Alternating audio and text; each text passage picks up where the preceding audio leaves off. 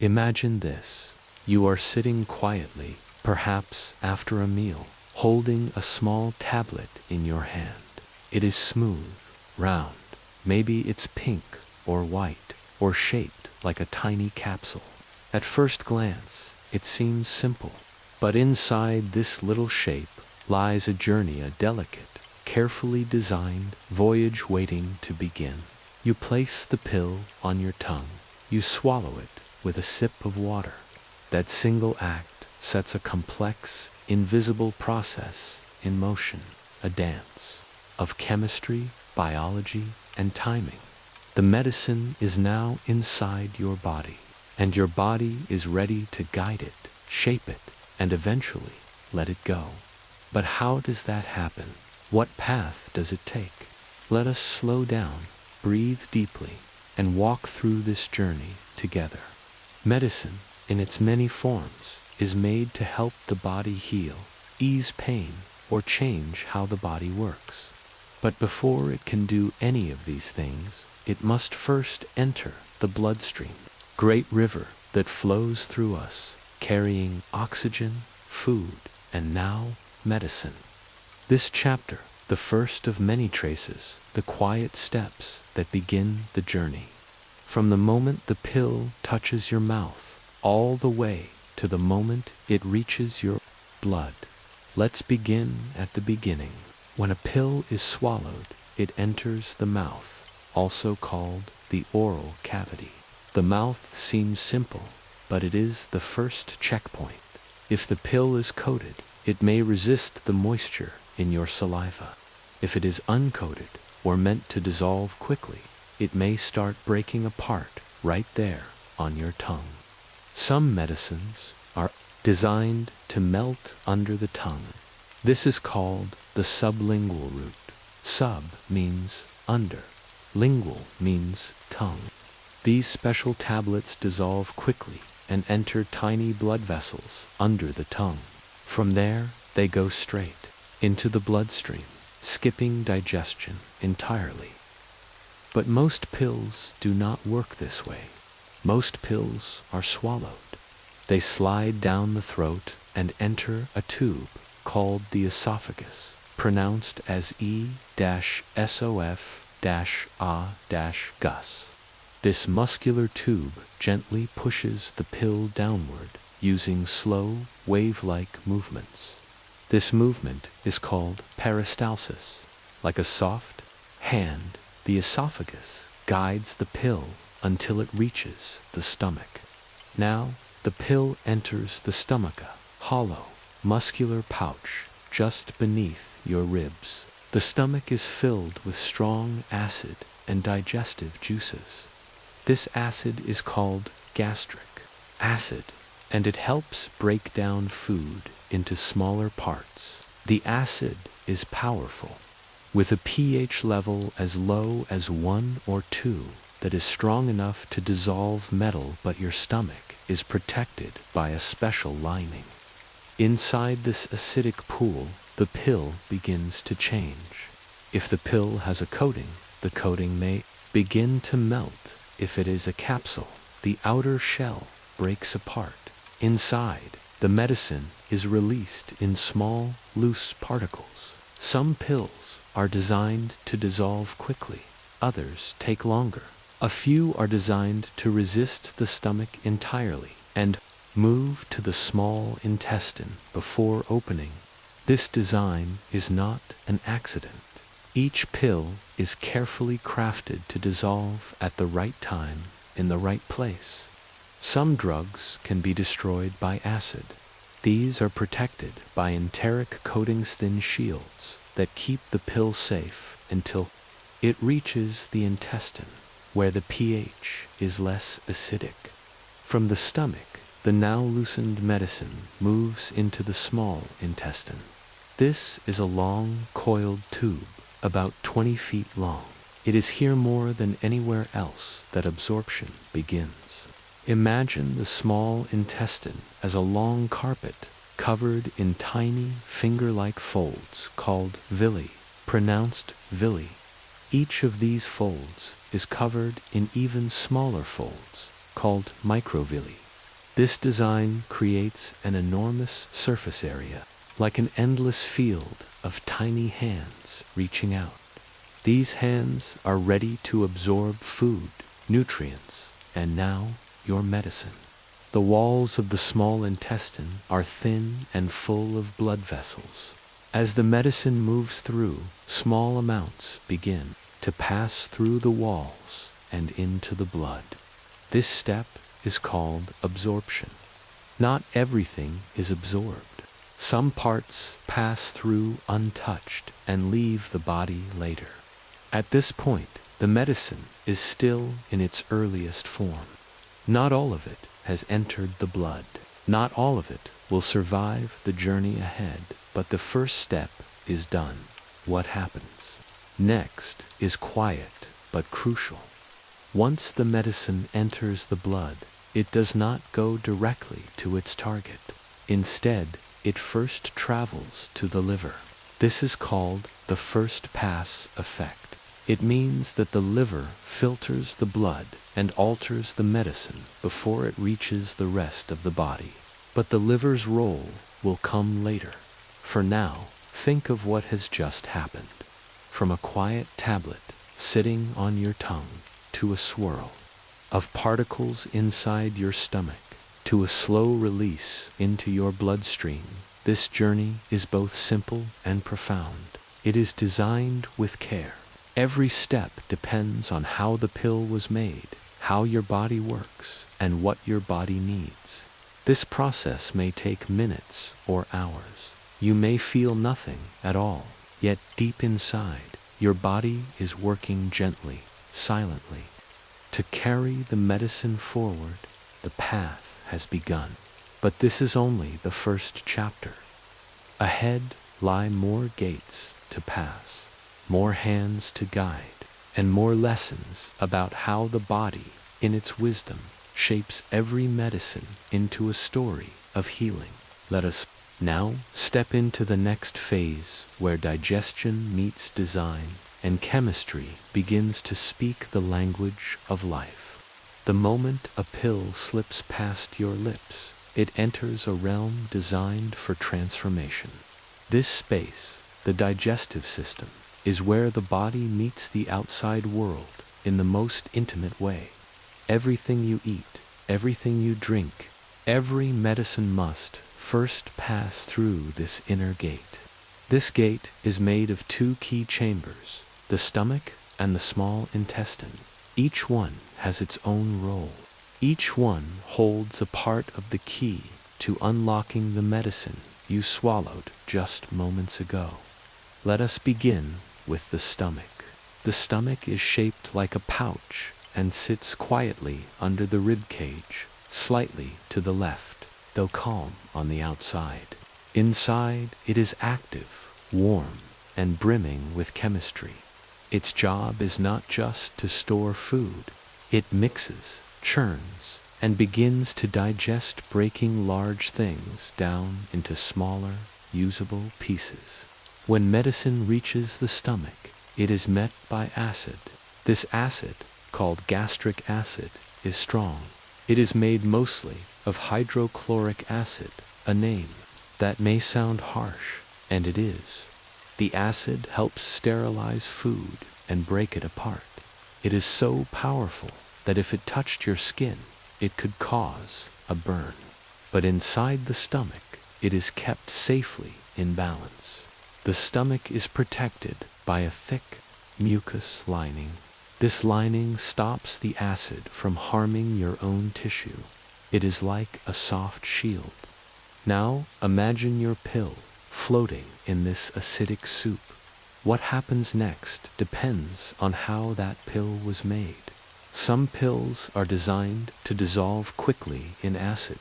These begin to release their medicine right here in the stomach. Other pills are coated with a special covering that resists acid.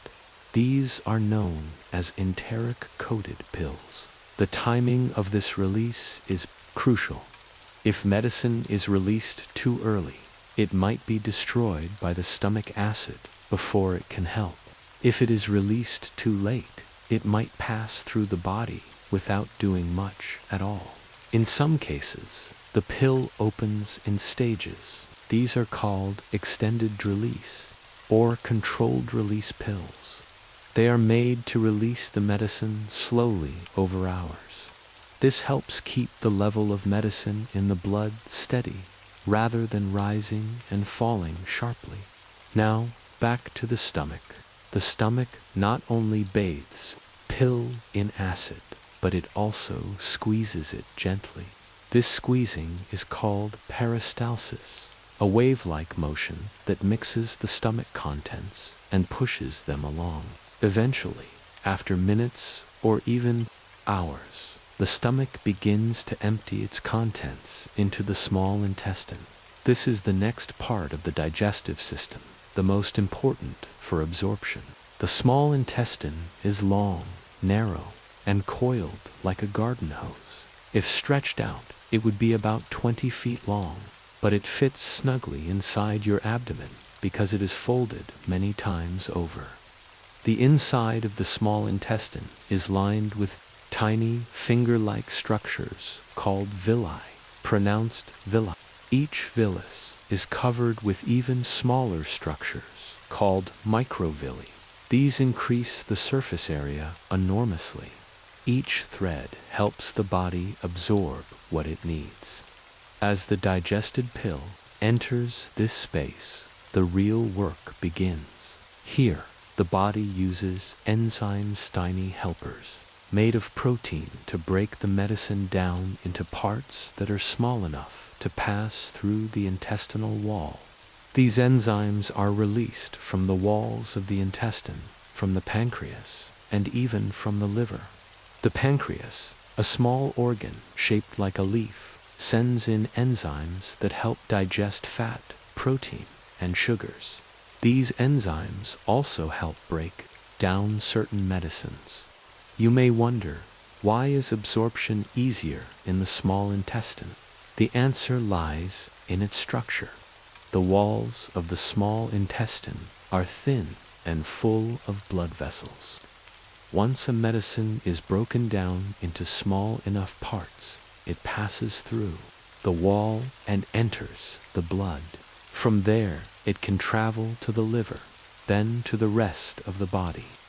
The stomach, by contrast, has thicker walls and less surface area.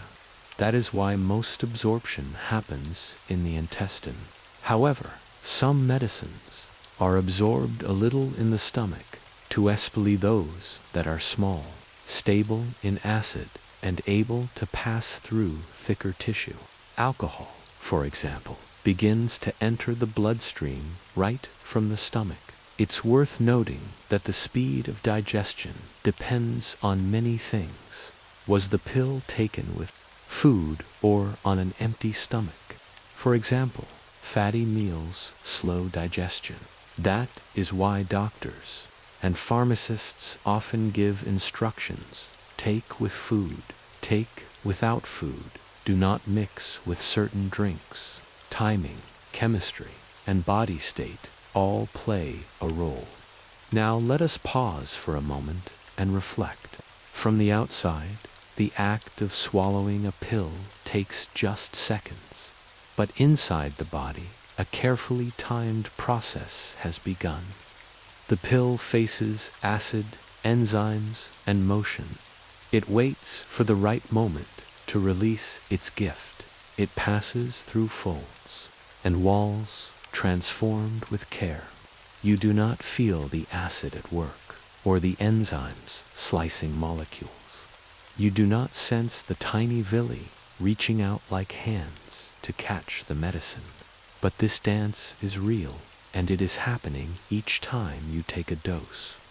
By the time this section of the journey ends, the medicine has been released, broken down, and absorbed. It has crossed the first threshold, from solid to liquid, from stomach to bloodstream. And now, as the blood carries it away, the medicine approaches its next gate, the liver.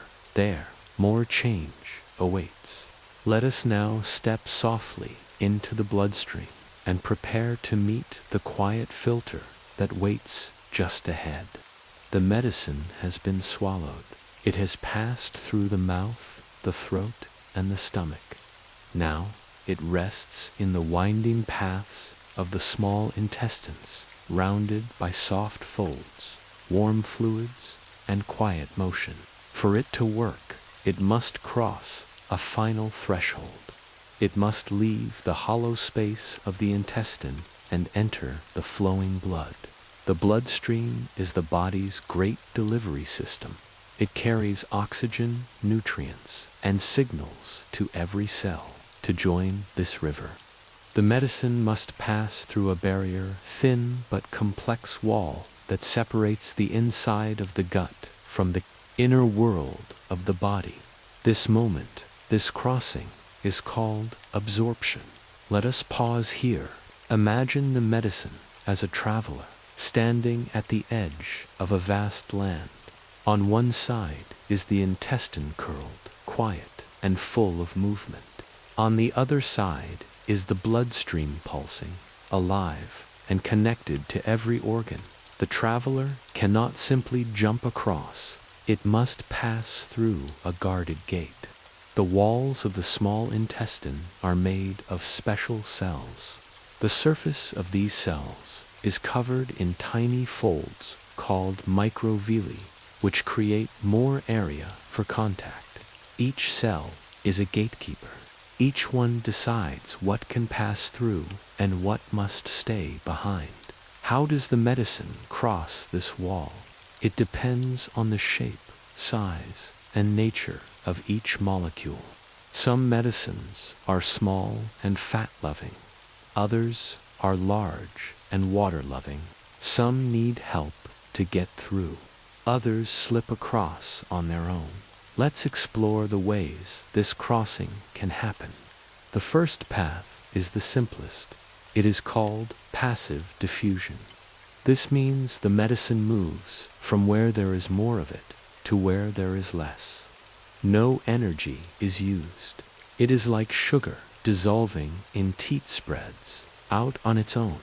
For this to work, the medicine must be small and able to blend with the cell membrane, which is made mostly of fat. Move easily through the outer wall of the cells. They pass right through like a whisper through silk. Many common drugs use this path. Examples include aspirin and caffeine. But not all medicines can do this. Some are water-loving or water-soluble. These molecules do not blend with fat. They bounce off the cell wall like drops of water on oil. To cross, they need special help. This brings us to the second path, facilitated diffusion. In this path, the medicine is carried through the cell wall by a helper. This helper is a protein structure built into the membrane, shaped like a tunnel or gate. It recognizes certain molecules and allows them to pass. Again, no energy is used. The medicine still moves from high concentration to low concentration, but it needs a guide. A third path is more active. It is called active transport. Here, the medicine is moved against the flow from where there is less to where there is more. This takes effort.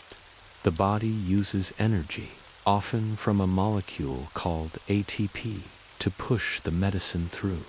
This method is used for certain vitamins, amino acids, and some drugs that mimic natural body substances. There is also a rare path called endocytosis. In this case, the cell wraps around the medicine and pulls it inside. This is mostly used for large molecules, like certain proteins. Each medicine is built to use one or more of these paths. Scientists consider many things when designing a drug: how big it is, whether it dissolves in fat or water, how stable it is in acid, and how quickly it needs to act. A medicine crosses the barrier. Now, let's talk about pH. The term pH measures how acidic or basic something is. The stomach is very acidic. The small intestine is much less so. Some medicines work best in acid. Others need a neutral or basic environment. The pH of each part of the gut affects whether the drug stays in its proper form, changes, breaks apart, or fails to absorb. This is why the location of absorption matters. Some drugs are absorbed in the stomach. Others need the higher pH of the intestine. Still others are destroyed by acid, so they are coated to delay release until the pH is right. Another factor is the presence of food. If you take a medicine with a full stomach, it may take longer to reach the small intestine. Some drugs are absorbed better with fat.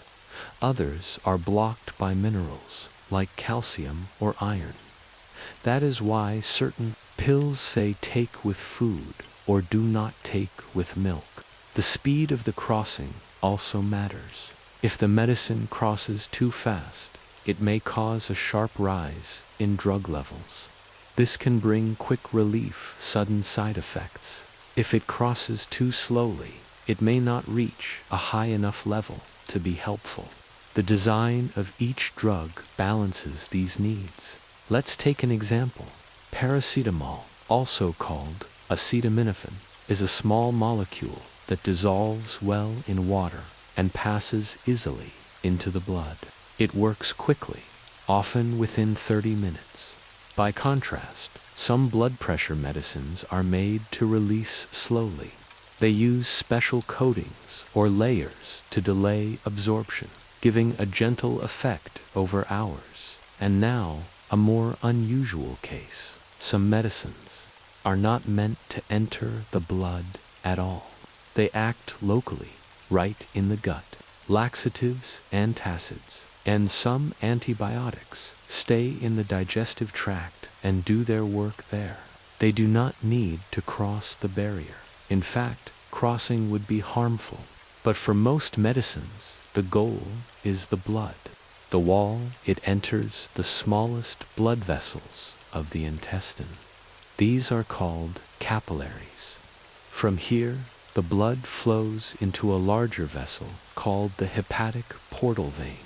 This vein carries the medicine straight to the liver. This is important. Before the medicine can travel freely in the body, it must first be checked and changed. The liver acts as a filter, a gatekeeper, and a chemist. It can activate, weaken, or remove parts of the drug. This is called the first pass effect, and it plays a major role in how much of the drug remains active. But the liver's work comes next. For now, remember this: absorption is a quiet but powerful step. Whirled and enters the bloodstream. It is where the pill becomes a part of you, carried onward, ready to help, ready to heal. The journey has crossed its first bridge. Now, with each heartbeat, the blood will carry the medicine to new places. But before it reaches the heart or the brain, it must pass through the careful hands of the liver. Let us now drift forward through the blood toward this silent organ where molecules are shaped, filtered, and prepared for what comes next. Now the medicine has crossed the intestinal wall. It has entered the bloodstream. It is no longer just a pill or a powder. It is now a traveler carried along a winding, branching river that touches nearly every cell in your body. The bloodstream is a silent highway. It moves without pause. It flows through arteries and veins, through vessels big and small. Each beat of the heart pushes it forward, and with it, the medicine begins its quiet ride. Imagine this: the medicine as a tiny passenger on a slow-moving riverboat. The river is made of plasma, a pale, yellowish liquid that makes up more than half of your blood. Plasma is mostly water, but it also holds salts, sugars, hormones, and proteins. It is both gentle and powerful, a steady current that keeps the entire body alive. Some medicine molecules float freely in this river. They drift with the flow, ready to leave the bloodstream as soon as they reach their destination. But others are not free. They ride attached to special proteins, most commonly a protein called albumin. This protein acts like a ferry. It carries the drug safely, keeping it stable until the right moment. The balance between free and bound medicine is important.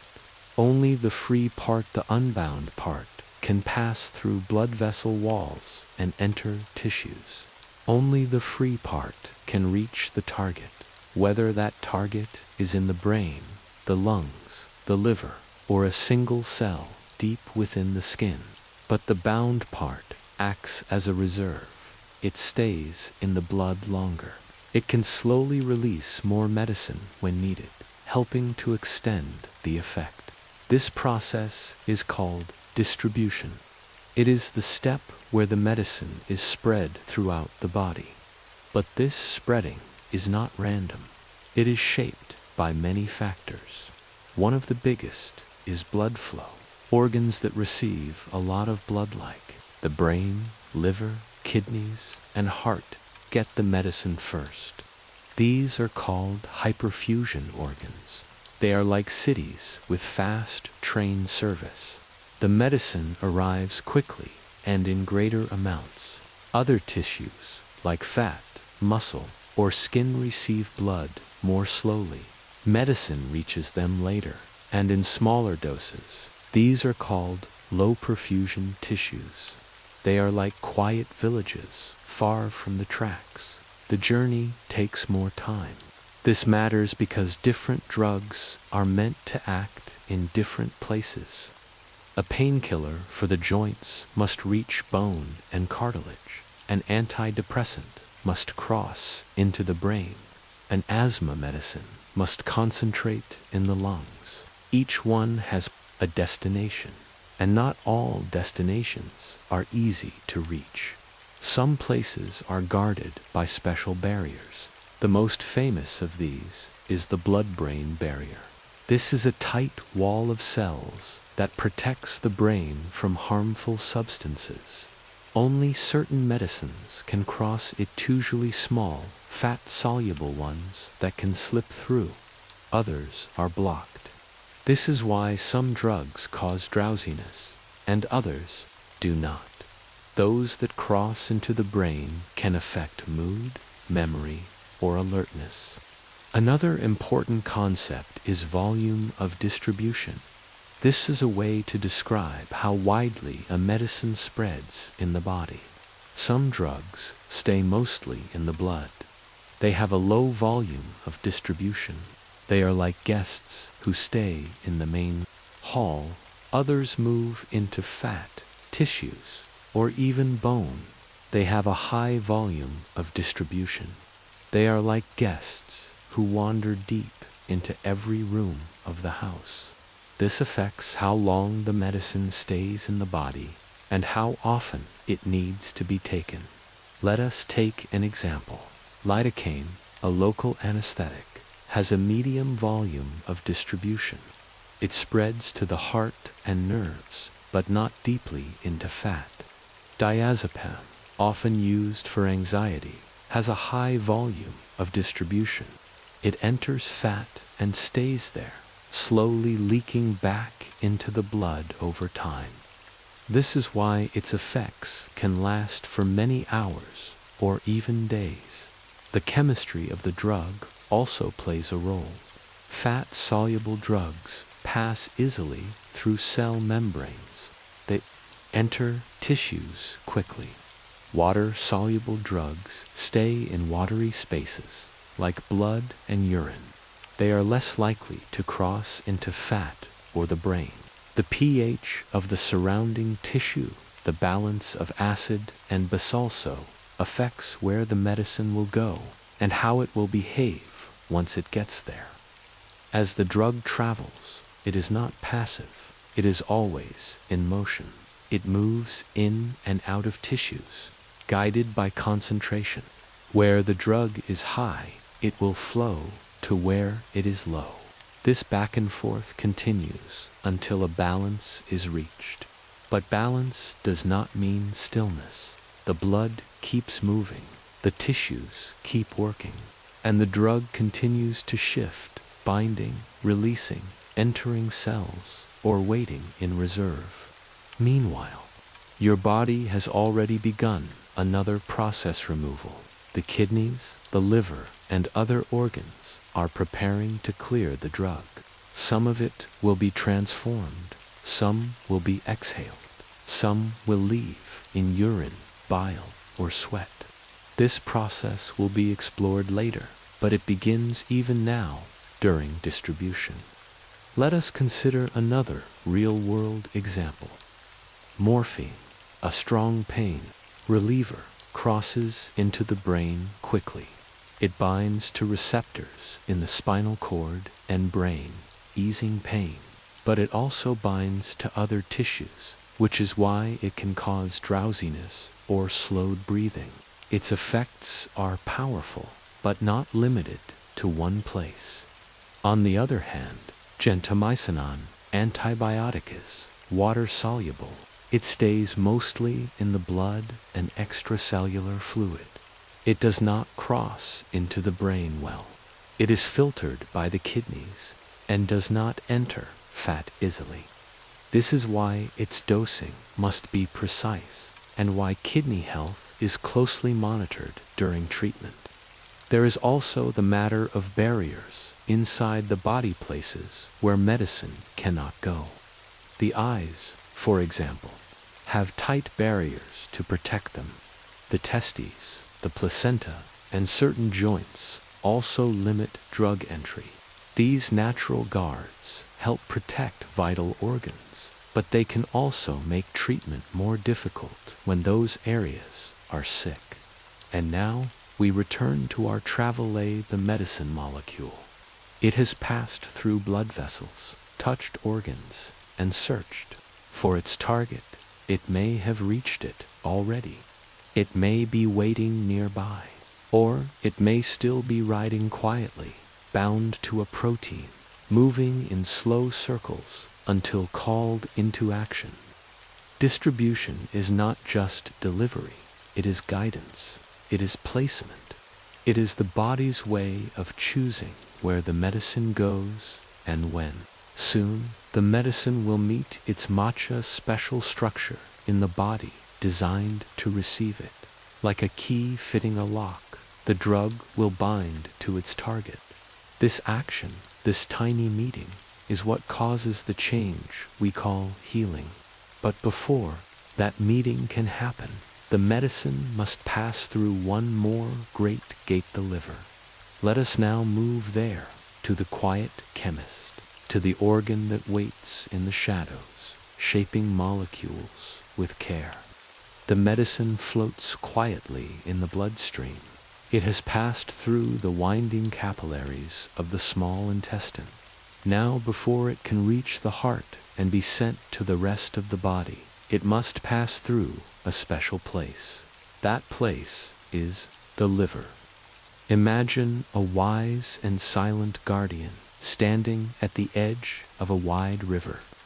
Every drop that flows out from the gut must pass by this guardian's watchful gaze. The liver does not let anything slip by unnoticed. It examines, changes, and sometimes even stops the molecules that arrive. The liver is the largest internal organ in the body. It weighs about 1.5 kilograms. It sits quietly beneath the right side of the rib cage. Yet, despite its silence, it performs more than 500 vital tasks. Among these many duties, one stands out in the story of medicine. The liver is the body's master filter. It is the chemist that transforms the drug.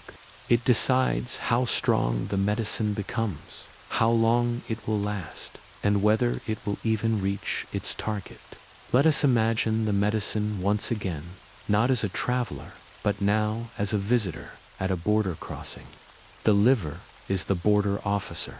It scans, checks, and sometimes rewrites the visitor's passport. This process is called metabolism. In simple terms, metabolism means chemical change. In the case of drugs, it means the body changes the medicine into a new form. This might make the medicine stronger, weaker, or easier to remove. The liver carries out these changes using tiny workers called enzymes. Enzymes are special proteins. They speed up chemical reactions without being used up themselves. The liver is filled with them, each one trained to perform a certain task. These enzymes cut, bend, or add small pieces to the drug molecule. They change its shape, its charge, and sometimes even its purpose. The most important group of enzymes for drug metabolism is known as the cytochrome P450 family.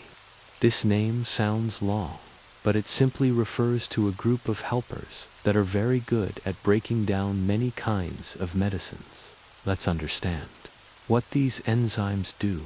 Metabolism usually happens in two main steps. These are called phase 1 and phase 2. In phase 1, the drug is changed in a basic way. An enzyme might add an oxygen atom. It might remove a small part of the molecule. It might make the drug more reactive, which means easier to work with in the next step. Some drugs are already active before phase 1. Others are turned into active forms during this phase. An example of this is codeine, pain-relieving drug. When codeine enters the liver, an enzyme changes it into morphine. Morphine is the form that actually helps relieve pain. So, in this case, the liver makes the medicine stronger, but not all changes increase the effect. Sometimes, the liver reduces the power of the drug. It weakens it or prepares it for removal. This is a natural way the body avoids overdose or builds control over how long a medicine works. After phase 1 comes phase 2. In this step, the drug or its new form is joined with another small molecule. This process is called conjugation. The goal here is usually to make the drug more water-soluble. This means it can mix better with fluids like urine or bile and be cleared from the body more easily. These two phases, cutting and then joining, allow the liver to shape and control the medicine. It is almost like a sculptor who first chips the stone, then polishes it. But here is something important. The liver's actions can greatly affect how much of the medicine actually reaches the rest of the body. This is known as the first pass effect. Because the liver sees the drug before it travels farther, it might remove a large portion of it. In some cases, more than half of the drug can be broken down before it ever reaches the target. This is why some medicines are given in larger doses or through different routes. For example, nitroglycerin, a medicine used for chest pains, not taken by mouth. If it were, the liver would break down almost all of it. Instead, it is placed under the tongue, where it is absorbed directly into the blood, bypassing the liver at first. The route of medicine, whether swallowed, injected, or inhaled, can determine how much the liver changes it. Let us now pause and visualize the liver at work. Inside, there are thousands of small units called lobules. Each one is a hexagon, like a honeycomb. Blood flows through these lobules in slow, careful streams. As the blood moves, the enzymes meet the drug. They whisper to the molecule. They touch it lightly. They change it gently or sometimes with firm hands. But metabolism is not the same for every person. Some people have more active enzymes, others have less. Genetics, age, diet, and even the presence of other drugs can change how quickly or slowly a person metabolizes medicine. For instance, two people may take the same dose of a drug, but if one has faster enzymes, the medicine may leave their body quickly, needing more frequent doses. If another has slower enzymes, the medicine may build up and cause side effects. This is also why drug interactions matter. Some drugs block enzymes, others increase their speed. If two medicines are taken together, one might change the effect of the other by altering how the liver breaks it down. An example is grapefruit juice. It contains a natural compound that can block certain enzymes in the liver. This can increase the level of some drugs in the blood, making them stronger than expected. Doctors often warn patients about this, especially with heart medicines. The liver also protects the body from harm.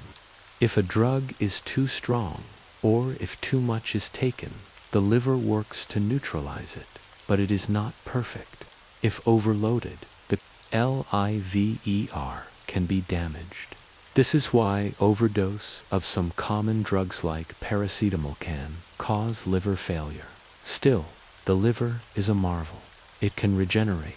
It can repair itself. It is quiet, but always working. At every moment, it filters blood, makes proteins, stores sugar, and handles toxins. And in the story of medicine, it is the patient sculptor, shaping each drug before it is allowed to move onward. As the medicine leaves the liver, it may be ready to act, or it may be on its way out ready to be removed. Either way, it now joins the bloodstream, again transformed. Next, the medicine may find its target, its reason for being. It may lock into a tiny receptor and cause a ripple of change. Let us now follow it onward again to the place where action begins, to the heart of the story where the medicine meets its mark. Inside the quiet chambers of the liver, far from the rhythms of thought or breath, tiny architects are always at work.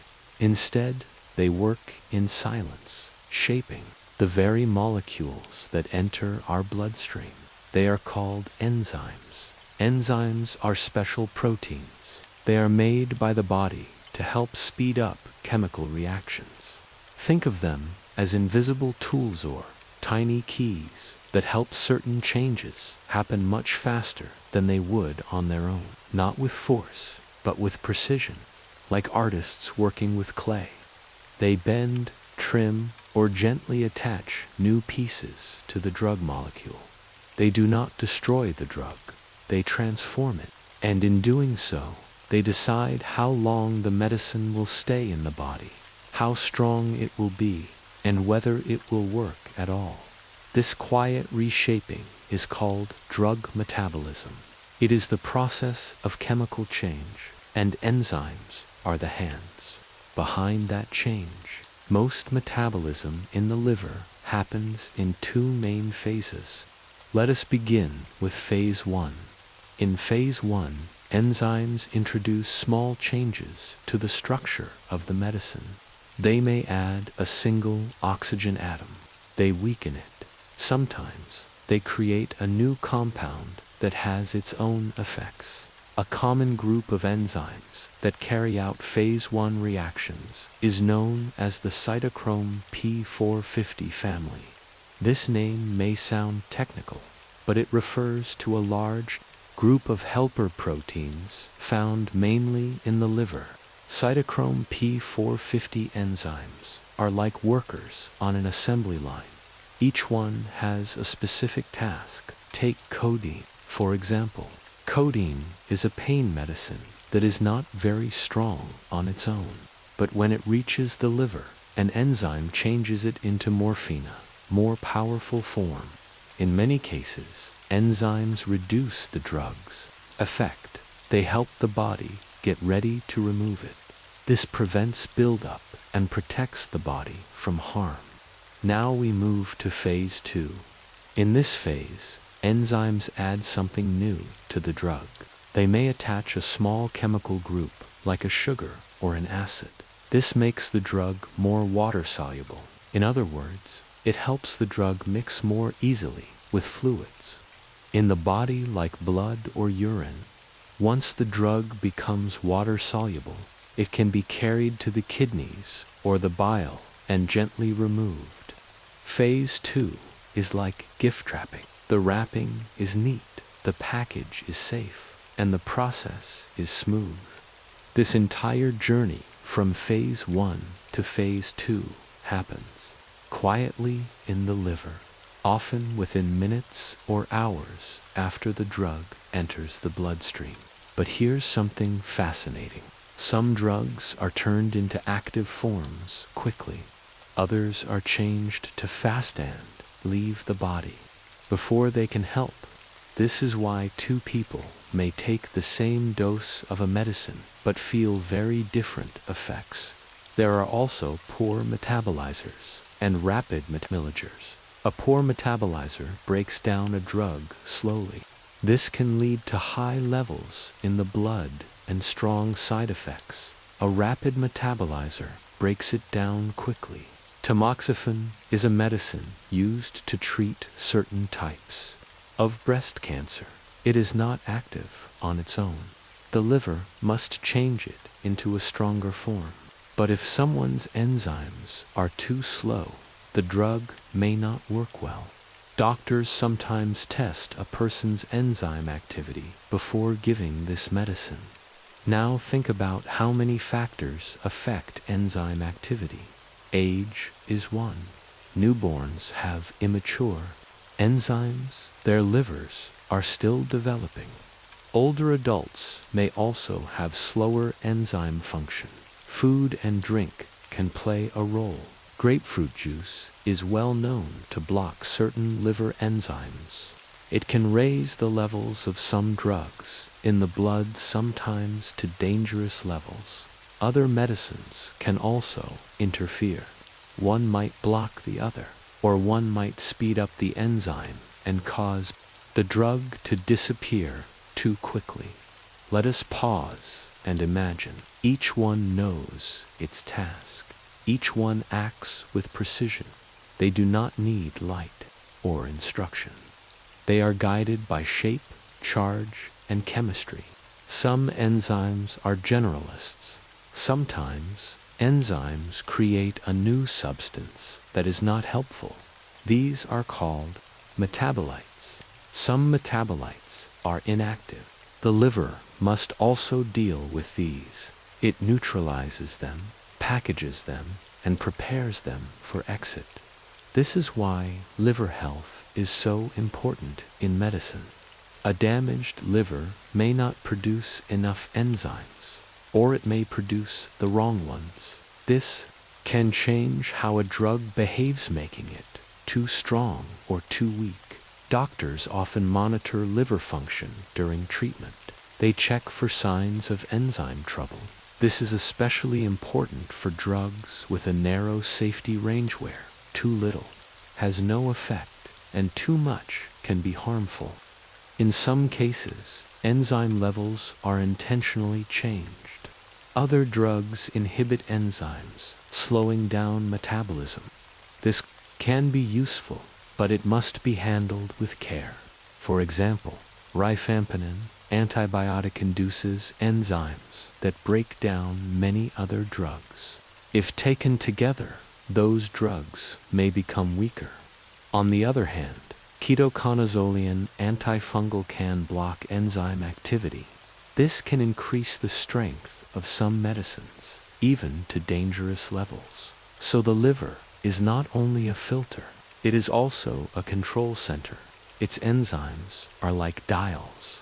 They can turn a medicine up or down. They can stretch its presence in the body or shorten it. They are hidden architects. As the reshaped drug leaves the liver, it is ready for its next task.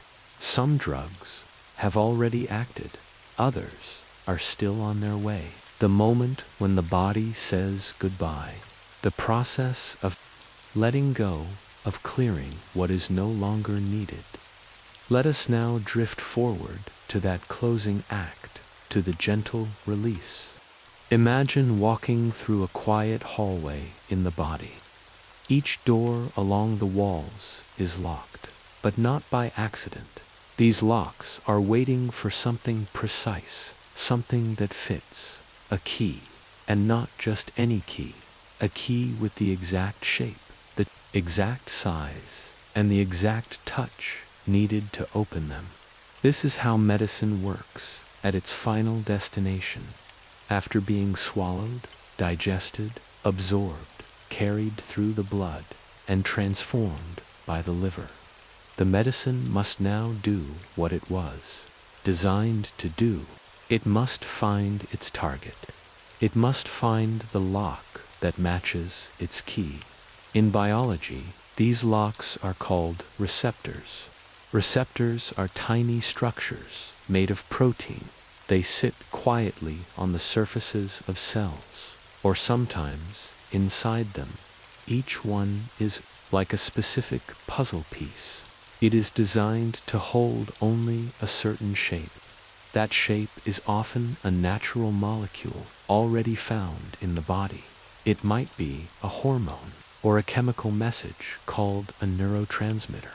But sometimes a medicine is made to look like one of these natural messengers. It copies their shape and function. That is how it becomes the key. When the key meets the lock, something changes. The cell responds. It might open a channel.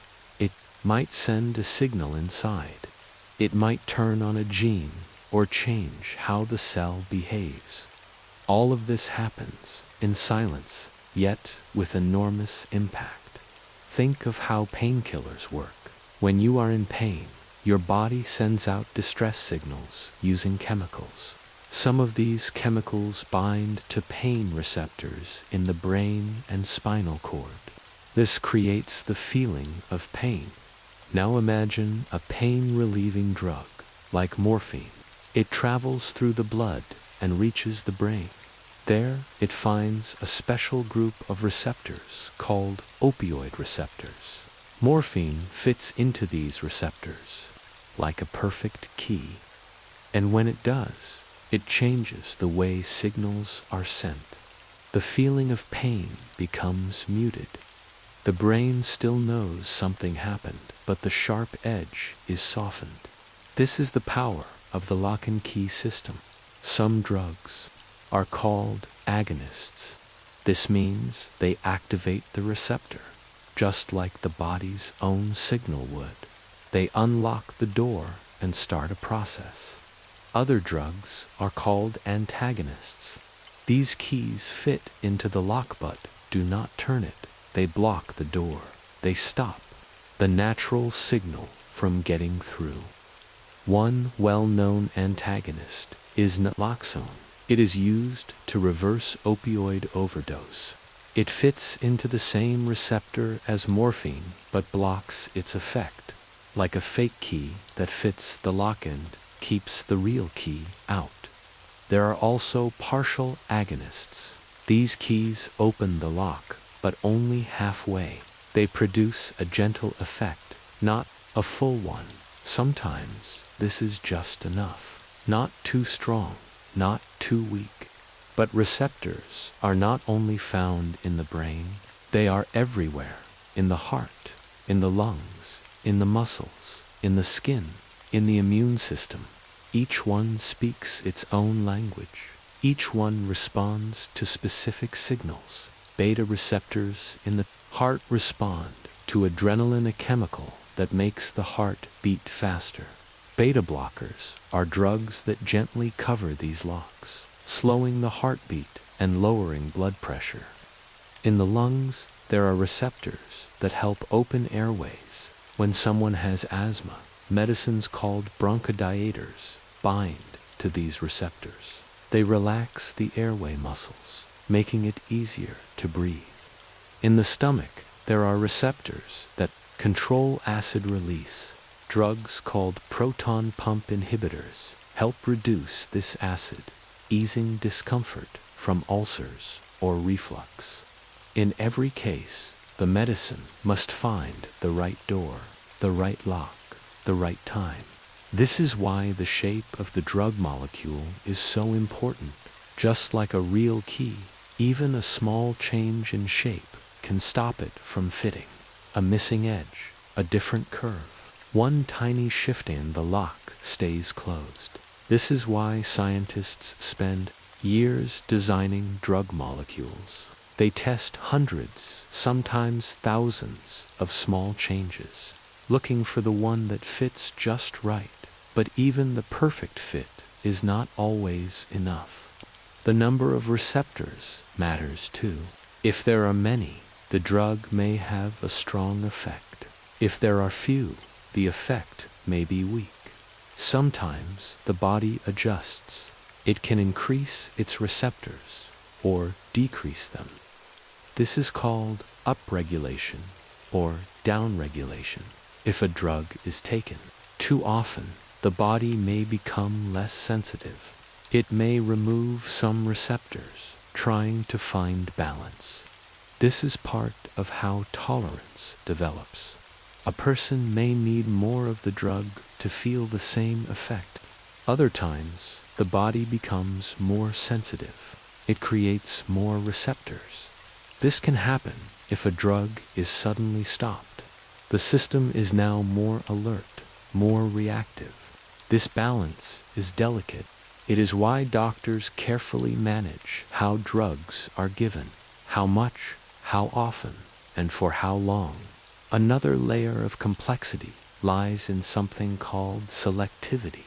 Some drugs are selective. They target only one type of receptor. Others are non-selective. They affect many. This can be helpful, harmful. A selective drug may cause fewer side effects. It touches only the intended lock. A non-selective drug may open many doors, some good, some not. For example, some antihistamines target histamine receptors to stop allergies, but older ones also reach brain receptors, causing drowsiness. Newer versions are more selective. They focus only on the allergy receptors so the person stays awake and alert. This is the evolution of drug design, more precise, more refined, more focused on the lock, not just the key. But not all effects are predictable. Some keys fit more than one lock. This is called off-target binding. It means the drug touches a receptor it was not meant to affect. This is where side effects come from. A medicine may help with one problem, but stir another. A drug for depression might affect mood, but also appetite or sleep. A drug for blood pressure might lower pressure, but also slow the heart too much. This is not always harmful. Some off-target effects are helpful. They become the starting point for new uses. A medicine made for blood pressure might also help anxiety. A drug made for pain might also ease cough. In the world of medicine, one lock can open many doors, and one key may unlock more than one path. This is why drug research is so careful. Every new medicine is tested again and again for both the effect and the side effect. Scientists study the shape of the drug, its journey through the body, its meeting with the receptor, its action, its release, and they ask what changes, what stays the same, what matters most. In the end, all medicine comes down to this moment, the meeting of the key and the lock, the final quiet click, a signal sent, a message received, a gentle change that ripples through the cell, the tissue, the organ, and the whole body. This is the climax of the journey, but the story is not over. Once the medicine has done its work, the body must now clear the stage. It must say goodbye. Let us move forward to the final act, to the process of farewell, to how the body releases what it no longer needs. Imagine a gentle tide that arrives, washes the shore, and slowly retreats. Medicine in the body follows a similar rhythm. It enters with purpose, does its work quietly, and must eventually leave. This graceful exit is essential. If the medicine stayed too long, it could overwhelm the system. If it left too quickly, it might not work at all. The removal of medicine is called elimination. This process happens mainly through the kidneys and the liver, but also through breath, skin, and stool.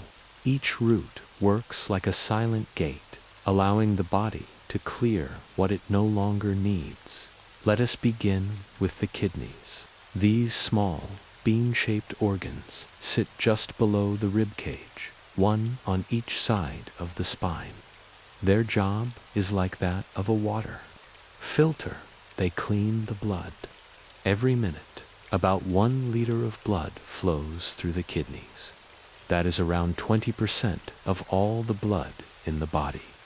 Inside, there are tiny filtering units called nephrons. Each kidney holds nearly 1 million of them. A nephron is like a delicate sieve. It separates waste from what the body still needs.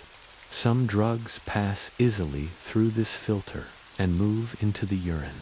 Others are held back or reabsorbed, depending on their chemical nature. Water-loving drugs or hydrophilic drugs are more likely to be removed by the kidneys. Once filtered, they follow the urine path, moving through the ureters into the bladder and eventually out of the body.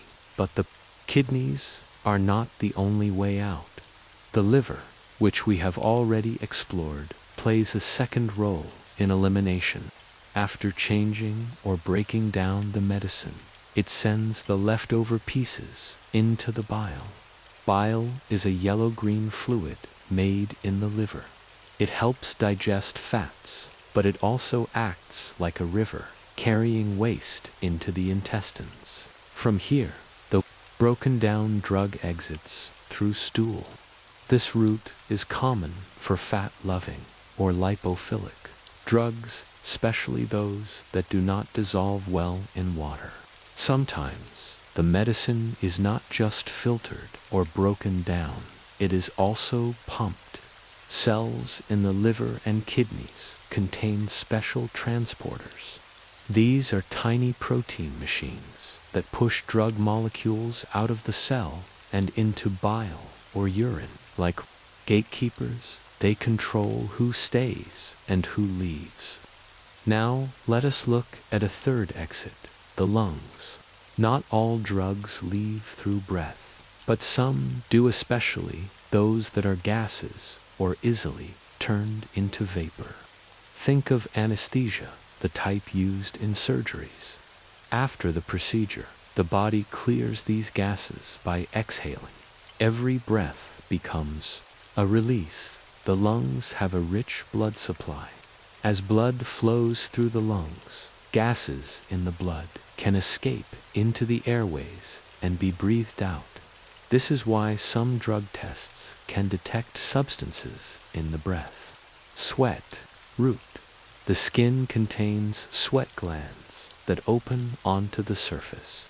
A small amount of medicine may escape this way along with salt, water, and other waste. This path is usually minor, but in some cases, like heavy metal poisoning or certain antibiotics, measurable amounts may be found in sweat. So we have 4 paths: urine, stool, breath, sweat.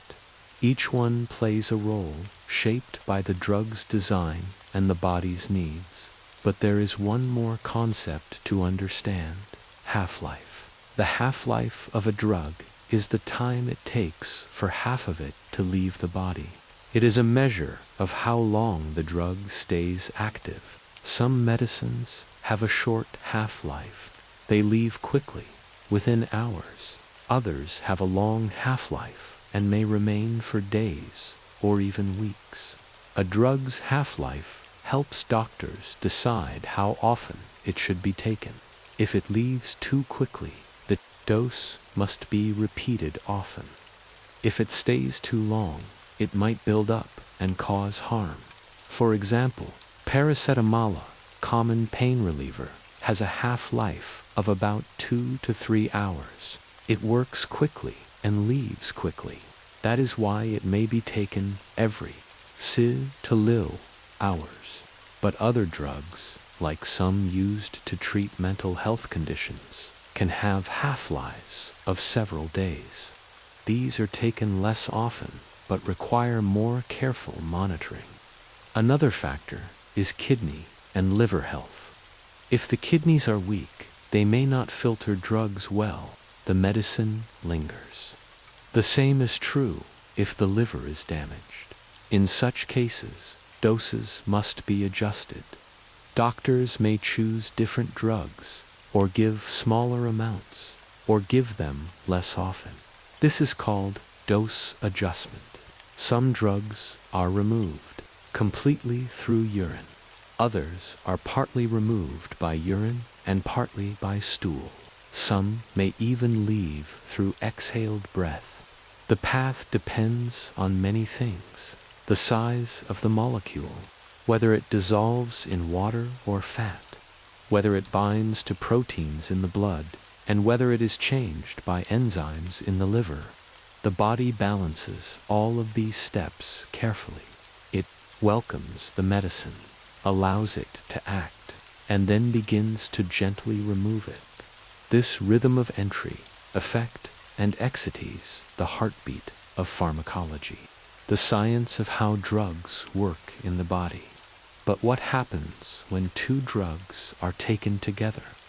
Can they interfere with each other's exit or block each other's path? Can they compete for the same transporter or overwhelm the same enzyme? This leads us to the next part of our journey, the world of drug interactions, a place where timing, dose, and harmony become even more important. Imagine pouring a cup of tea and watching the steam slowly rise and disappear into the air.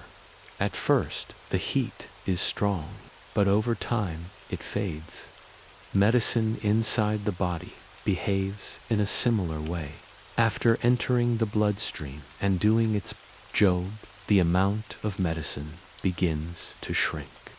This slow decline follows a pattern that doctors and scientists call the half-life. The half-life of a medicine is the time it takes for the amount of that medicine in the body to drop by half. If you swallow a pill and it contains 100 milligrams of active medicine, a drug with a 2-hour half-life will be reduced to 50 milligrams after 2 hours.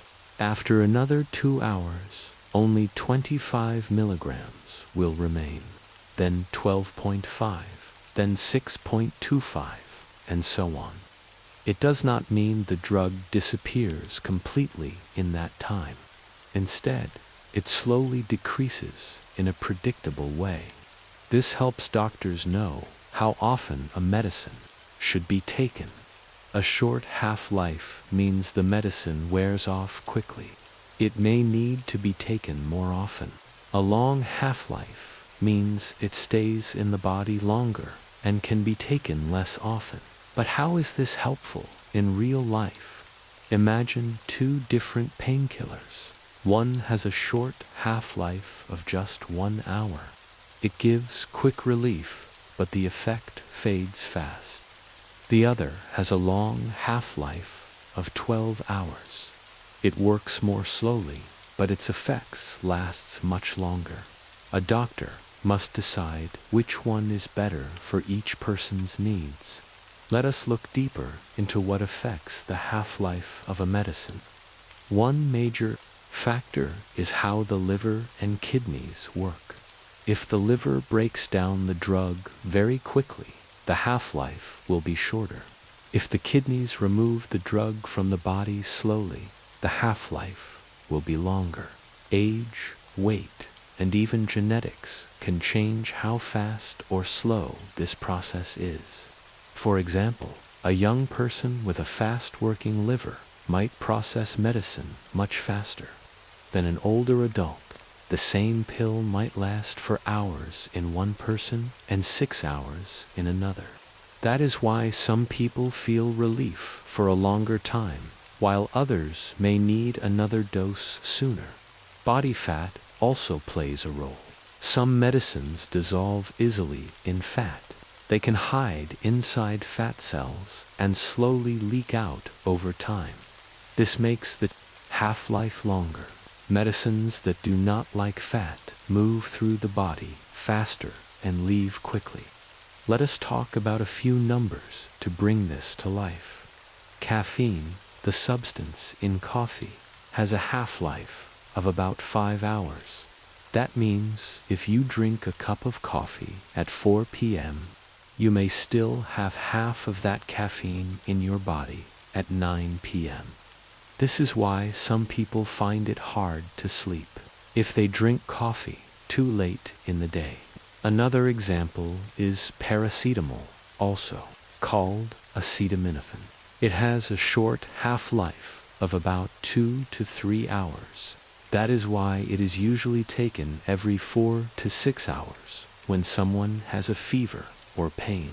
On the other end, some drugs used for epilepsy or mental health can have half-lives that stretch over several days. One common example is fluoxetine, often known by the brand name Prozac. Its half-life can last 4 to 6 days, and its byproducts stay even longer. That means it stays in the system long after the last pill is taken. This concept is not just about how long a drug stays. It also guides how much should be taken. A doctor does not just pick a dose by guessing. They think about the size of the person, how the medicine is cleared from the body, and how strong the medicine is. A child might need a much smaller dose than an adult, even if they weigh only a little less. Now, imagine giving a drug too often before the last dose has worn off. The drug builds up. This is called accumulation. If it builds up too much, it can cause side effects or harm. On the other hand, if the next dose comes too late, the drug might drop too low to work. This is why dosing schedules are carefully planned. Let us say a drug should be taken every 8 hours. This schedule helps keep the drug level in a safe and useful range, not too high, not too low, just enough to keep working. Doctors also think about what happens when someone forgets a dose. If a drug has a short half-life, missing a dose might mean it stops working.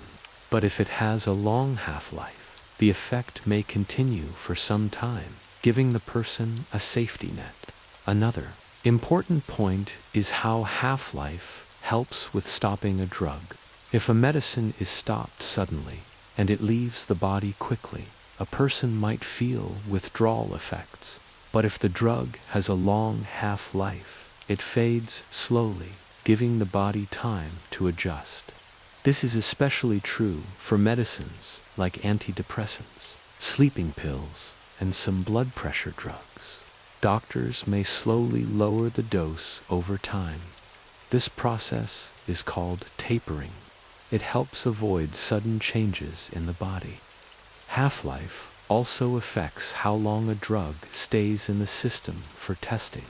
For example, drug tests may still find traces of medicine days or even weeks after the last dose, depending on how long the drug lingers in the body.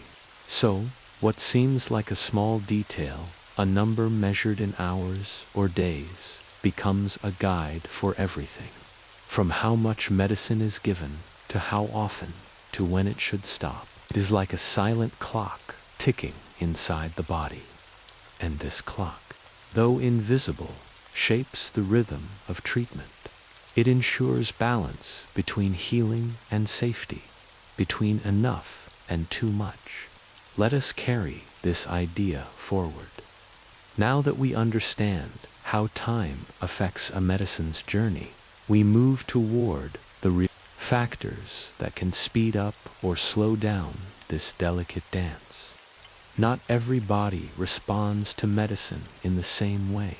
While one person may feel relief, another might experience discomfort or even danger. This section gently explores what happens when the body's reaction isn't what we hoped for. Let's begin with something we all understand: unpredictability. Imagine walking into a garden you've never visited before.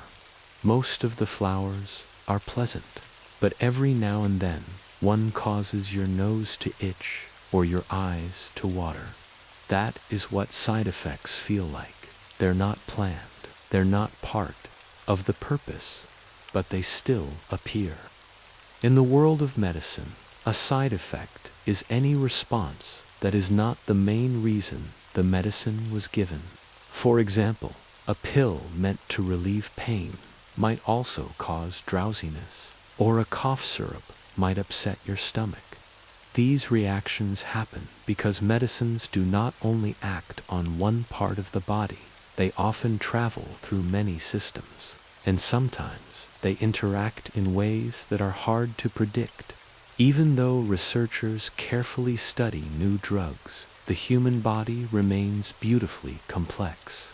There are more than 37 trillion cells inside you, and each body is a little different, shaped by age, weight, genes, diet, and even stress levels. This means a medicine might be perfect for one person, but cause trouble for another. Let's look at a common example. Antihistamines are medicines used to treat allergies. They block certain signals in the body to stop sneezing or itching. But in doing so, they might also make you feel sleepy. That's because the same signal they block is also part of the brain's alert system. One effect, two results, one desired, one not. Now let's go deeper.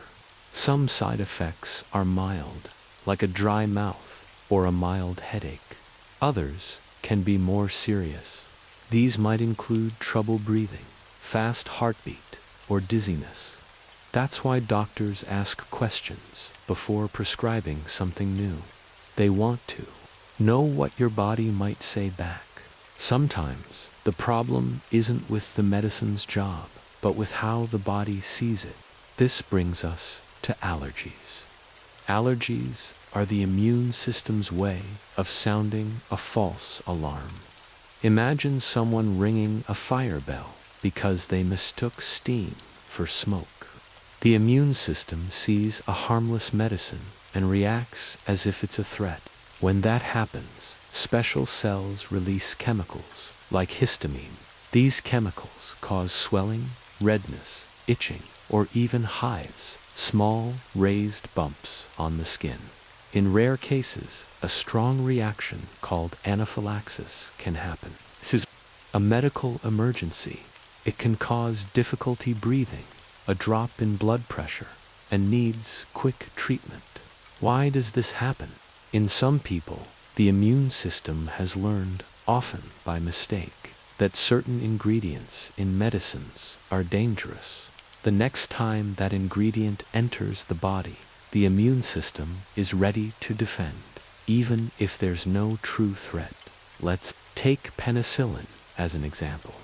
It's a powerful antibiotic that has saved millions of lives, but for some, it causes a severe allergic reaction. This doesn't mean penicillin is bad. It means the immune system made a personal judgment and got it wrong. This is why medical records include allergy lists. It helps healthcare workers Avoid giving something that might cause harm. There is also something called idiosyncratic reactions. That's a big word, but we can break it down. It means unexpected and unusual responses that don't follow a clear pattern. These reactions aren't linked to dosage or known allergies. They just happen. Scientists are still trying to understand why. Now, let's gently return to the garden metaphor. Just as different people react differently to flowers, different bodies react differently to medicine. It's not always easy to predict, but over time, with observation and care, doctors learn to guide each person toward what helps and away from what harms. Sometimes, side effects lead to changes in how a medicine is given. If a pill causes stomach upset, it might be taken with food. If a drug causes sleepiness, it might be taken at night instead of morning. These small shifts help medicine work better with your body's rhythm. There's also the matter of risk versus benefit. Every medicine is a balance. If the benefit, like reducing pain or fighting infection, is greater than the risk of side effects, it might be worth taking. But if the side effects are too strong, or if they affect daily life, a different medicine might be better. Doctors use a principle called first, do no harm. This means they always consider safety first. Before prescribing, they think about your past reactions, your other medicines, and your health history. They weigh the pros and cons with great care. Another concept to consider is dosage. Sometimes, the side effects only appear when too much is taken. This is why it's important not to take more than what's prescribed. Medicines are powerful tools, but like all tools, they need careful handling. It's also helpful to remember that the body can adapt. Some side effects only appear during the first few days. As the body gets used to the medicine, those effects may fade. Your body is always adjusting, learning, and finding balance. Communication is key. If someone experiences something unusual after taking medicine, even if it's mild, it's worth mentioning to a doctor. No detail is too small. Sometimes, a simple conversation can prevent bigger problems. There is also research. Scientists continuously study medicines even after they're approved. This ongoing process is called pharmacovigilance. It means watching carefully, looking for patterns, learning from every report. This helps keep medicine safe for everyone. Finally, let's return to stillness, the quiet garden. The body, complex, beautiful, and alert. Medicines are invited guests. Most are helpful. A few are not. But with listening, care, and time, we learn to work with our biology. And in that partnership, healing becomes possible. From here, we move gently into our final topic, how each body writes its own story through genes and time. A story that shapes how medicine works inside us. Let's now explore the role of genetics and personalized care. Imagine a puzzle, each piece representing a unique aspect of a person. These pieces, weight, age, genetics, and even diet affect how a medicine moves and works inside the body. Each individual is a different combination of these factors, and as such, their response to medicine can vary widely. This is why two people, even when taking the same medication at the same dose, might have very different experiences. As we age, our bodies undergo numerous changes that can influence how we absorb, distribute, and eliminate medicines. For example, in older adults, organs like the liver and kidneys may work less efficiently. These organs play crucial roles in breaking down and clearing medicines from the body. The liver, responsible for metabolizing many drugs, may slow down with age. This means that medications may stay in the body longer, potentially leading to stronger effects or increased chances of side effects. The kidneys, which help excrete waste products, may also lose some of their filtering power, leading to an accumulation of medicine in the bloodstream. For older adults, these factors can make them more sensitive to the effects of certain drugs. On the other hand, children, especially infants and toddlers, have bodies that are still developing. Their organs may not yet be fully mature, which can alter how a drug is processed. For instance, a child might metabolize a drug more quickly or slowly than an adult. This is why pediatricians are careful when prescribing medications to children, and often adjust doses according to the child's age and weight. The concept of age-related changes in drug processing helps explain why doctors may adjust dosages depending on whether the patient is a young child, middle-aged adult, or elderly individual. Genetics, the blueprint of medicine, while age influences how we process medicine. Genetics provide the underlying blueprint that shapes this process. Our genes play a significant role in how our bodies metabolize substances, including drugs. Genetic variations, known as polymorphisms, can affect enzymes in the liver responsible for breaking down medicine. One well-known family of enzymes is the cytochrome P450 group. These enzymes are like the body's little chemical factories, turning drugs into forms that can be easily eliminated. However, some people inherit versions of these enzymes that work faster, while others may have versions that work slower. For example, imagine two people taking the same painkiller. For one, the medicine is broken down quickly by the enzymes in their liver. The drug is processed and leaves the body before it has a chance to do much. But for the other person, the enzymes work slower, so the drug remains in their system longer, potentially causing stronger effects or side effects. This variability explains why some people may need higher doses of certain medications to feel the intended effects, while others may be more sensitive and require lower doses. Metabolism. A delicate balance. Metabolism refers to all the chemical processes that occur within the body to maintain life. When it comes to medicine, metabolism is all about how a drug is broken down and utilized. Several factors influence metabolism, such as weight, diet, and overall health. Weight, for instance, can affect how a drug is distributed throughout the body. For individuals who are heavier, medications may be spread out over a larger body mass, requiring higher doses to achieve the desired effect. In contrast, someone with a lower body weight may experience stronger effects from a smaller dose. This is why weight-based dosing is common in pediatric care or with certain chemotherapy drugs, where an exact dose is necessary for safety and effectiveness. Diet can also play a critical role.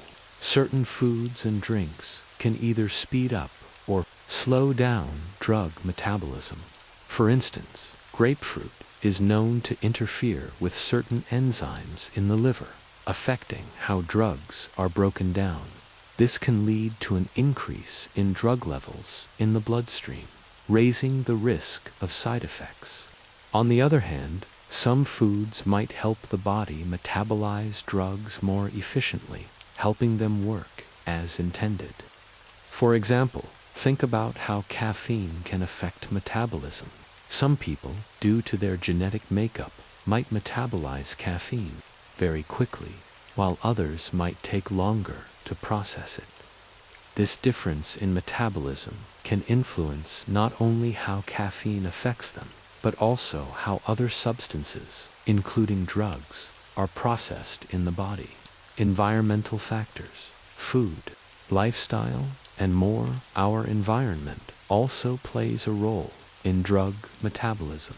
For instance, smoking can speed up the breakdown of certain medications, meaning smokers might need higher doses of these drugs to achieve the same effect. Meanwhile, people who have a more sedentary lifestyle or poor diet may have a slower metabolism, affecting how efficiently the body processes drugs. In some cases, these environmental factors can even interact with genetic ones.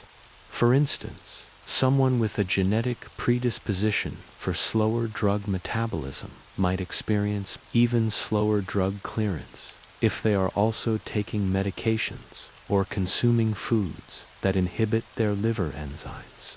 This intricate web of genetics, weight, age, diet, and lifestyle means that medicine is rarely a one-size-fits-all solution. It's more like a finely tuned instrument, and each person plays it slightly differently based on their unique biology. Personalizing medicine, the future of treatment. As science progresses, the idea of personalizing medicine has gained traction. This involves tailoring treatments based on an individual's unique genetic profile. For instance, with the help of genetic testing, doctors can sometimes determine how a person will respond to certain medications before even prescribing them. Imagine a world where a simple test could reveal how your body will process specific drugs. Such knowledge could ensure that the right medication at the right dose is prescribed from the start. This not only enhances the effectiveness of treatments, but also minimizes the risk of harmful side effects. We are already seeing some of this personalization in the field of cancer treatment. Many cancer therapies are being developed that are tailored to an individual's genetic makeup, allowing doctors to choose drugs that are most likely to target the specific mutations present in the cancer cells. A complex, yet beautiful system at the end of the day. The way our bodies process medicine is a complex and beautiful system. Every factor, be it age, genetics, metabolism, or lifestyle, adds a unique twist to the journey that a medicine takes within us. It's like watching a river flow. Sometimes it moves slowly, other times it rushes, and at times it might even meander through unexpected paths. Understanding how this system works is key to making medicine safer, more effective, and more personalized. Just as no two people are exactly alike, no two medicine journeys are the same. It is this variability that makes medicine both a science and an art. Doctors and pharmacists are the artists, using their knowledge to navigate this variability and create the most effective treatment plan for each individual. As research advances, we are getting closer to a world where treatments are more personalized, where medications are tailored to work with the body's unique characteristics. This not only opens up new possibilities for the future of medicine, but also deepens our understanding of the human body and how it interacts with the world around it. Not all medicine makes its journey through the stomach and intestines. Some medications take special routes, bypassing digestion to enter the bloodstream more quickly or directly targeting the area that needs healing. These alternative methods, such as injections, inhalers, and skin patches, are designed to speed up healing and provide more precise control over how the medicine works. Let's take a closer look at these special roads that medicine can travel. Injections, the direct route. Injections are perhaps the most well-known alternative method of delivering medicine.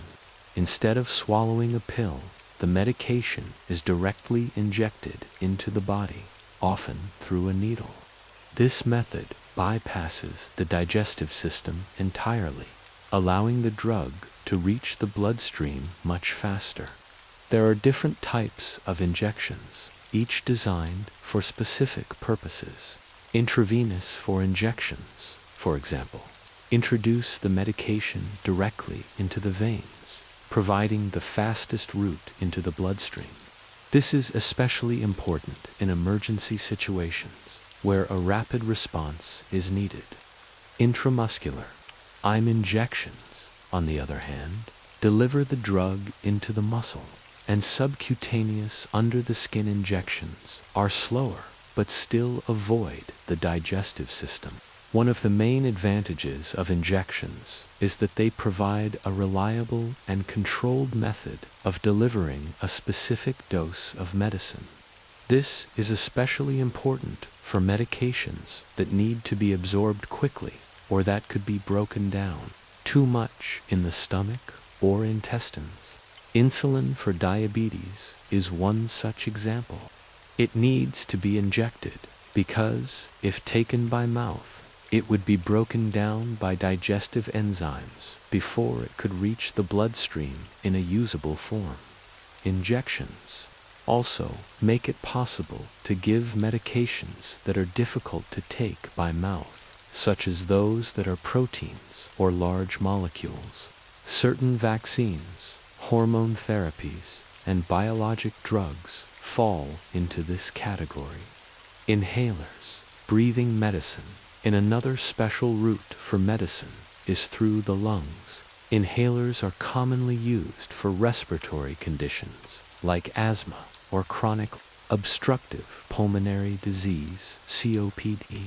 The medicine in an inhaler is typically in the form of a fine mist or powder, which the patient breathes in. Once inhaled, the medicine travels directly to the lungs, where it can act more quickly and precisely than if it had to travel through the digestive system. The lungs are a powerful delivery system for medication because they are full of tiny blood vessels that can absorb the medicine almost immediately. This means that medications like bronchodilators, which help to open up the airways, can work quickly to relieve symptoms such as shortness of breath or wheezing.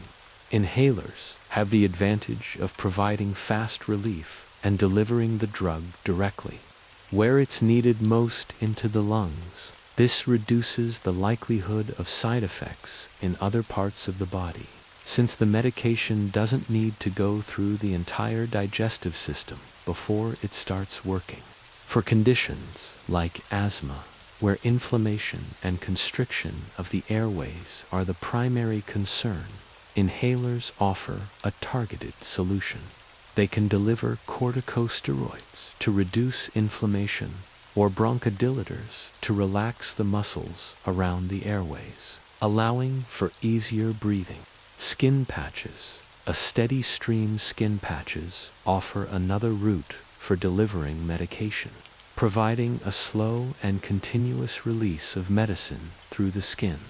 These patches are designed to stick to the skin and release a controlled amount of medication over a period of time, typically anywhere from a few hours to several days. This method bypasses the digestive system entirely and allows for steady, long-lasting effects. One of the most common types of skin patches is the nicotine patch, used to help people quit smoking. It delivers a small, controlled dose of nicotine to the body through the skin, helping to ease withdrawal symptoms and cravings without the harmful effects of smoking. Pain relief patches, such as those containing fentanyl or lidocaine, also work in a similar way, delivering medication to the area that needs relief over a longer period of time. Skin patches are particularly useful when it's important to maintain a consistent level of medication in the bloodstream. This can be especially helpful for chronic conditions where a steady, ongoing treatment is required. The patch slowly releases medicine, reducing the need for frequent doses and ensuring that the medication is always available in the body. The beauty of patches is that they provide a non-invasive, easy-to-use method of administering medication. There's no need for needles or inhalation, and they can be discreet and convenient for people who need medication throughout the day. The benefits of alternative routes. All of these alternative methods, injecting, inhaling, or using a patch, offer unique benefits that make them ideal for certain conditions and situations. They can provide faster relief, greater control over the dosage, and minimize the risk of side effects by delivering the medication directly to where it's needed. For example, in emergencies or situations where time is critical, an injection can provide the fastest route to relief. Inhalers are excellent for managing lung conditions because they provide quick, direct delivery to the lungs. Skin patches are ideal for maintaining consistent, long-term treatment without the need for frequent doses. Each of these routes offers a solution that works with the body's natural systems, ensuring that the medicine can do its job more effectively. Whether through the veins, the lungs, or the skin, these special roads allow medicine to bypass the usual digestive route, speeding up healing and providing more precise control over treatment. As medicine continues to advance, these special methods of delivery are expanding. New technologies are being developed to improve how medications are absorbed and delivered into the body. This means that in the future, we may see even more innovative ways to take medicine, ways that are faster, more efficient, and better tailored to the needs of each individual. Whether it's an injection, an inhaler, or a patch, these special roads are revolutionizing how we think about and experience medicine. They remind us that there is no one-size-fits-all approach to healing. Each method provides a different path, and the right one can make all the difference in how we recover and thrive. Medicine is as old as humanity itself, and its journey through time and across the world is as diverse as the cultures that have shaped it. From ancient herbs used in healing rituals to the sophisticated pills of modern science, medicine has evolved, often traveling far from its place of origin to become a global tool for healing, highlighting unique practices from around the world that have shaped our understanding of health. The roots of healing. Traditional medicine before the rise of modern pharmaceuticals. People relied on the natural world to heal their bodies. The earliest forms of medicine were rooted in local plants, minerals, and rituals passed down through generations. These traditions were the foundation of many modern practices, though they often differ in their approaches and philosophies. In India, Ayurveda has flourished for over 5,000 years. This holistic system of medicine focuses on balancing the body's three fundamental energies, or doshas, to maintain health. Ayurvedic remedies often include herbs, oils, and dietary changes designed to restore harmony in the body. For example, turmeric, a vibrant yellow spice, is widely used in Ayurvedic medicine for its anti-inflammatory and healing properties. It has crossed over into the mainstream, with scientists now confirming many of its health benefits. Similarly, in traditional Chinese medicine, TCM, herbs, acupuncture, and Tai Chi are used to balance the flow of qi, pronounced qi, the vital energy that flows through the body. TCM views the body as a system of interconnected pathways, with illness arising from imbalances in this flow of energy. Herbs, such as ginseng and ginkgo biloba, are staples in TCM for their rejuvenating properties, and they are now incorporated into Western treatments as well. In Africa, traditional healing practices are deeply intertwined with spiritual beliefs. Healers, often known as sangomas in southern Africa or babelios in West Africa, use a combination of herbs, divination, and rituals to diagnose and treat ailments. The use of plants like bitter leaf and devil's claw for conditions such as arthritis and digestive issues is widespread. These herbs continue to be of interest to modern researchers, as their effectiveness in treating chronic conditions is being studied in scientific settings. The movement of medicine from ancient practices to global influence. As civilizations grew and people traveled, medicine traveled with them. Ancient trade routes like the Silk Road were not only highways for goods, but also for knowledge. Goods, like spices, textiles, and precious metals, moved east and west, and so did medicinal knowledge. European sailors and explorers brought back medicinal plants from the New World. The cinchona tree, found in South America, gave the world quinine, which became the first effective treatment for malaria. Similarly, willow bark, used by indigenous peoples in the Americas for pain relief, eventually led to the discovery of aspirin. As medicine spread across borders, so did the exchange of ideas and practices.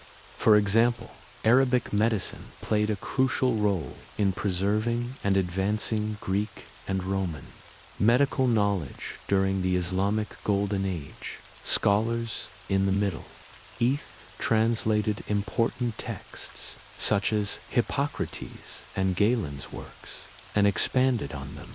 They also developed new techniques and medicines that would later influence European medicine in the 19th and 20th centuries. The colonial era saw the movement of Western medicine into many parts of Africa, Asia, and the Americas.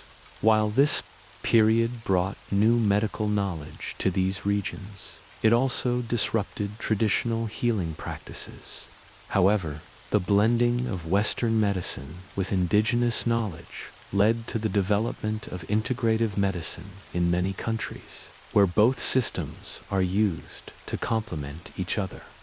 Modern cross-cultural medicine today, the boundaries between traditional and modern medicine continue to blur, with practices from various cultures becoming integrated into mainstream healthcare, and many modern drugs are derived from plants originally used by ancient healers.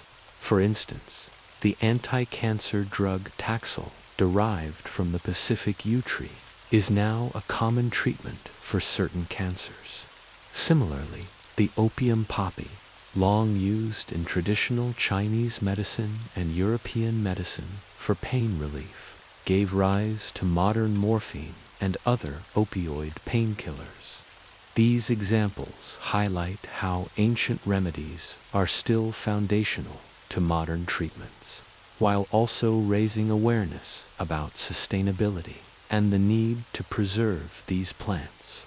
The world has also seen an increasing interest in acupuncture, a practice originating in China, which involves inserting thin needles into the skin at specific points to relieve pain and treat various health conditions. Once considered a fringe treatment in the West, acupuncture is now widely practiced and often integrated into pain management protocols in hospitals and clinics. In Europe, homeopathy, which originated in Germany in the late 18th century, has sparked controversy but also significant interest. Homeopathic treatments are made from highly diluted substances, based on the principle that like cures like whole. Though modern science has questioned the efficacy of homeopathy, millions of people around the world continue to use it, highlighting the diverse ways people approach healing. As technology advances, we now have the ability to study, share, and apply medical knowledge across borders at an unprecedented rate. What's more, globalization and migration mean that people from different cultures often find themselves in the same cities and communities, exchanging knowledge and experiences about health. The future of medicine is likely to continue this trend of cross-cultural exchange. We may see more personalized medicine that takes into account not only an individual's genetics, but also their cultural background and the healing practices they trust. The growing acceptance of alternative and complementary therapies in Western healthcare is a testament to how cultures can learn from one another, creating a richer, more diverse approach to healing. The precision of modern pharmaceuticals, or the spiritual rituals of African healers. Medicine has always been a story of exchange, adaptation, and evolution. Its journey continues to shape the way we understand health, wellness, and the interconnectedness of humanity. And the quiet hours of the night, when the world slows down and the body turns inward, healing begins its gentle work. A tiny tablet dissolves inside you. A drop of liquid reaches deep into your cells. A soft pulse of molecules travels through your bloodstream, touching each part of you like a messenger with a mission. This is medicine in motion. But beyond the chemistry, beyond the science, there is something else, something deeply human. Understanding how the body handles medicine helps us see the hidden world inside us. We begin to notice how complex, how delicate, and how thoughtful the entire process really is. It is not just about swallowing a pill. It is about how our bodies welcome, shape, and eventually release that medicine. It is about how each stage, from absorption to metabolism, from delivery to elimination, is part of a larger pattern, a cycle, a rhythm that mirrors life itself. When we look at the full journey of a drug inside the human body, we see more than organs and reactions. We see care, precision, intention. We see how every cell works, not in isolation, but in harmony. The liver filters not just waste, but risk. The kidneys do not merely remove substances, they protect balance. The brain's receptors do not just respond to drugs, they listen for help, then answer with change. And the enzymes, the silent workers, hidden deep within, know when to begin and when to end. Medicine is not simply made in factories. It is also made in trust between patient and caregiver, between science and society. Every dose carries with it a story of research, hope, and responsibility. Someone discovered it, someone tested it, someone approved it, and finally, someone took it, believing in its promise to ease pain, restore health, or slow disease. But even with all our knowledge, there are still questions. Why do some drugs work better for some people and not for others? Why do side effects appear in one patient but not in another? These questions remind us that healing is not always predictable. It is personal. It is shaped by our genes, our habits, and even our culture. No two people are quite the same, and medicine must learn to honor that difference. That is where the future leads us, toward more personalized care, toward treatments designed not just for a disease, but for a person with all their history, biology, and uniqueness. Scientists are now exploring medicine at the level of DNA, developing therapies that match not just the illness, but the individual behind it. This is called precision medicine. It may one day allow doctors to create custom drug plans, ones that suit your body as perfectly as a tailored suit. At the same time, we are beginning to understand that healing is not only physical, it is emotional, social, even spiritual. The setting in which we receive medicine, the kindness of the nurse, the gentleness of a parent, the quiet of a recovery room can shape how we respond. A calm environment can ease the nervous system. A sense of safety can boost the immune response. And a feeling of hope can do something even stronger, can remind us why we choose to heal at all. Modern medicine is powerful, but it must remain grounded in empathy. Knowledge without compassion risks becoming cold. Technology without understanding risks losing touch. So as we continue to develop smarter treatments, faster drugs, and deeper knowledge, we must also protect the human side of healing. We must remember the person, not just the prescription. When we reflect on how medicine works inside the body, we are reminded of how interconnected everything is. A tablet on the tongue touches the heart, the brain, the lungs. A breath of air carries chemicals into the bloodstream. A tiny molecule, too small to see, carries the power to soothe pain or save a life. And behind every medical advance lies a discovery made in a lab, a question asked in a classroom, a need felt in a hospital room. We are all part of this story, as students, as caregivers, as family members, or simply as human beings. We all share the need to heal, to comfort, to understand. And when we look ahead, we can imagine a world where healing becomes even more personalized, more inclusive, more attuned to the whole person.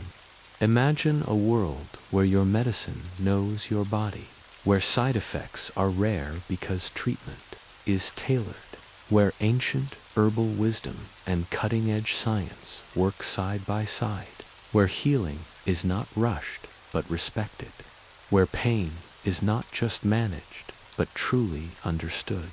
This is the future that science is quietly building, not with loud announcements, but with careful steps, not with magic, but with meaning. And in this future, each one of us has a role, not just to take medicine, but to understand it, to ask questions, to stay curious, to listen to our bodies, to remember that behind every tablet, every injection, every healing breath is a story of care. And perhaps that is the greatest medicine of all.